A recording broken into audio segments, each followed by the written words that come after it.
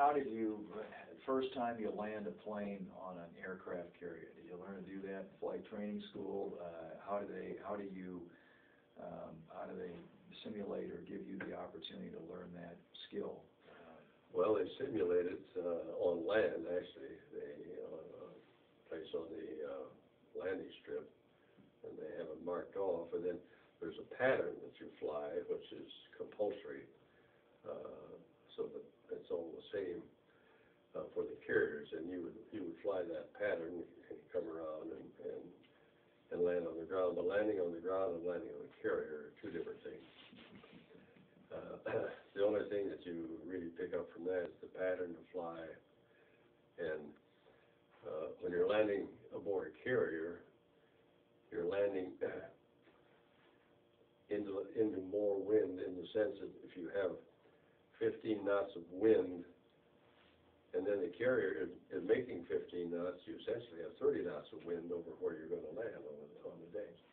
So it's a different deal, but you do learn the basics of the pattern in that on land. Describe the feeling of sticking a landing on an aircraft carrier, or what it's like to come in and land a plane on an aircraft carrier.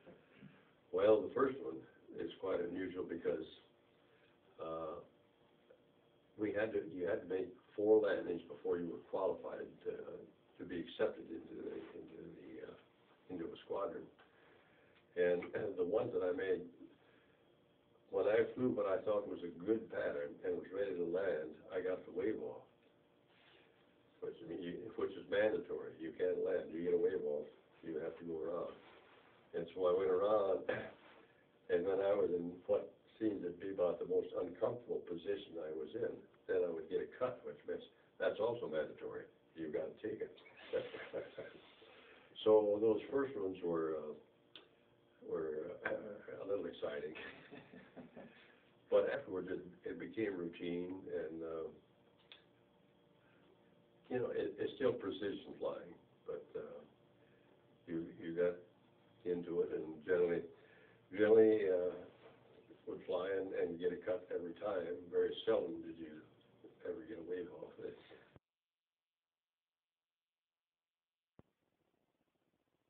Basically, you just come around and land. Yeah. And when you were in combat zone making those types of landings, did you ever see a pilot crash a landing or wreck a landing coming onto the? Actually, I don't believe that we had any kind of crash landings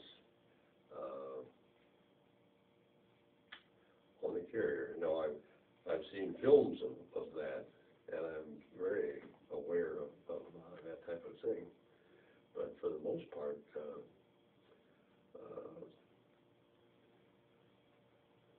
I don't recall much as far as our carrier was concerned.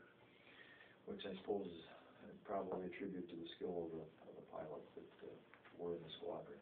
It is partly that, and partly the way the deck crew handles it. There's a discipline. When the discipline is strong and people do their jobs and do it timely and all that, and same way with the pilots, things can go along pretty smoothly. But when the discipline breaks down, everything breaks down with us.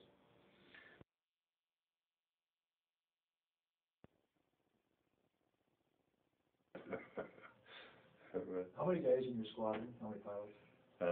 54 pilots in the squadron. And you lost 12 of them? We lost 12 of those. And of course, they were replacements. Right. Came up to fill in, but and they were all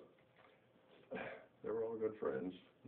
You're guys you hung out the most with, but it was. And you were one of the things that was especially, as far as the flying was concerned in the squadrons, when you came back from a strike, was who could get aboard the carrier quickest, who could get your planes out.